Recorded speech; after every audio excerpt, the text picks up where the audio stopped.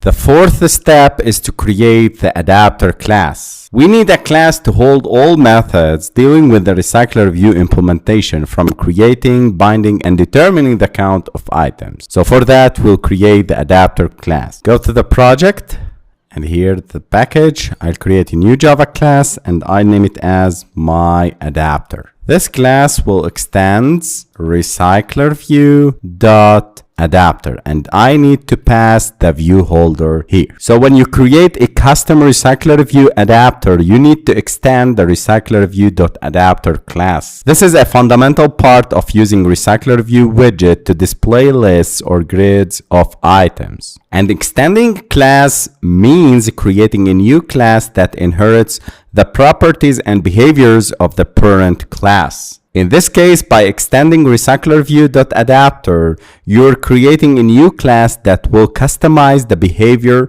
of base recycler view dot adapter class to suit your specific needs. And when you extend this recycler view dot adapter, you're essentially creating a blueprint for how the recycler view should populate and manage its items. You override certain methods of the base adapter class to define how that data is bound to the views, how many items there are, and how the views are created and recycled. I advise you, before you continue with the adapter, you need to create the static class custom view holder, or the view holder that extends recycler view dot view holder class, and then move again to the adapter and continue your code. So I'll create the public static class my view holder. In the next video, I'll talk about and edit this view holder class, but now I'm creating it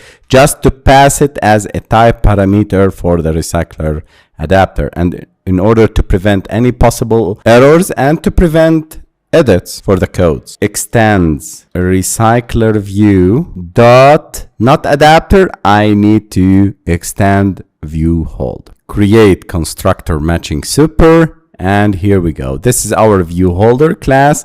I return to this class later on in the next video, and let's continue with my adapter class. I need to pass the name of the view holder here inside these signs. So I'll copy and paste my view holder class, my adapter dot my view holder class. I'm referring to this class that we create.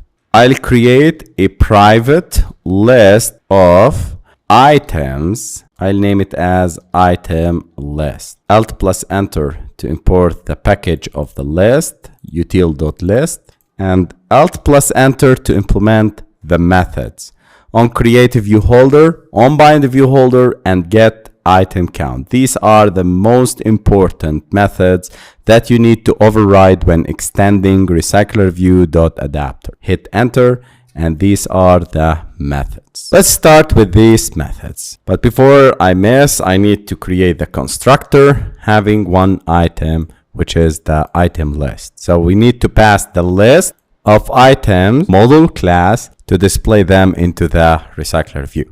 We have these three methods: on create view holder, on bind view holder, and get item count.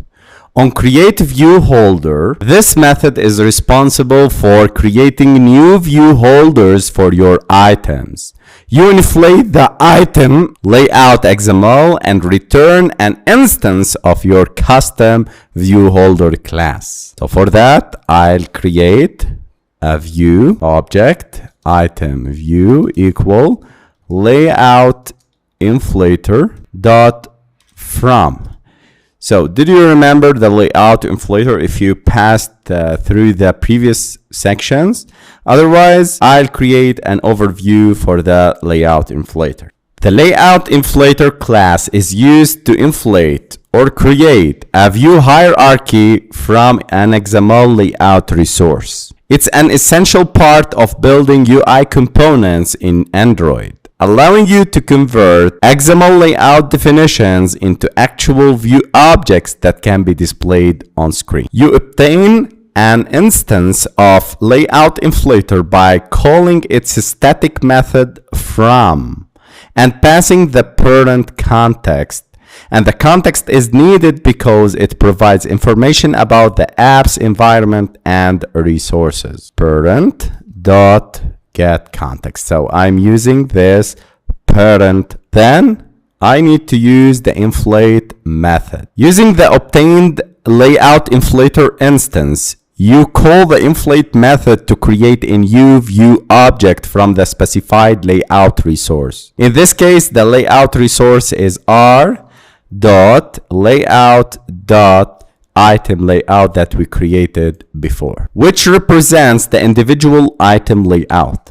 And the parent parameter is the parent view group that will eventually contain the inflated view. The third parameter, false, indicates that the inflated view should not be immediately attached to the parent. It will be attached later by the recycler view. Layout inflator, we use the from to get the context, and we inflate the r.layout.item layout. Then we need to return our custom view holder. So after inflating the item layout, you create a new custom view holder, and this is a customized class that we created. So after inflating the item layout, you create a new myViewHolder instance and pass the inflated view as parameter. This custom view holder, myViewHolder, will hold references to the views within the inflated item layout